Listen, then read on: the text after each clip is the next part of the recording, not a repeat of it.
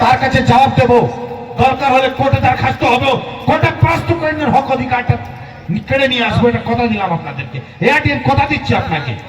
তো আমি বলবো ইরফান বাবু 5,000 হেল্প করছি, ছোট মোটো হেল্প আমরা সংগঠন থেকে 10,000, 5,000 ঝাড়খণ্ড কমিটি থেকে 5,000 ওয়েস্ট বেঙ্গল গোলাম মুর্তুজা সাহেব আপনি আসুন, আমাদের উনি তোতাবাবু কোথায় গেল নাই আসুন, আমাদের বাংলা যারা লিডার আছেন, আমাদের বীরভূমে যারা কার্যকর্তা আছেন সবাই আসুন, আমরা এনার একটু ছোট মোটো ছোট আছে। আগামী দিন সরকারকে বলবো আপনি যদি আমার দিকে না তাকান তাহলে আমরা দরকার হলে ধর্নায় বসবো। এইটা আমার সমাজকে যদি আমরা অধিকার না দিতে পারি তাহলে জোরদার লড়াই হবে। লড়াই হবে কিনা? সবাই মিলে সাথ দেবেন কি যাবেন না? সবাই সাথ দেবেন তো?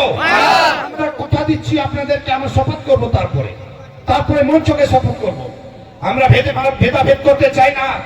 আমি একা মুসলিম ফয়সাল খান, আমি কেউ বলতে পারবে না ভেদাভেদ এখানে নেই, কিন্তু অন্য লোক অন্য আরো সংগঠন আছে কিন্তু ভেদাভেদ করতে চায়। আমরা লড়াই ভারতবর্ষে যেরকম সেন্ট্রাল গভর্নমেন্টের কথা বলছি সেরকম রাজ্য গভর্নমেন্টের কথা বলছি, সবাইকে আমরা বলছি, ড্রাইভার প্রত্যেক ভারতবর্ষের প্রত্যেক রাজ্যে রাজ্যে যায়।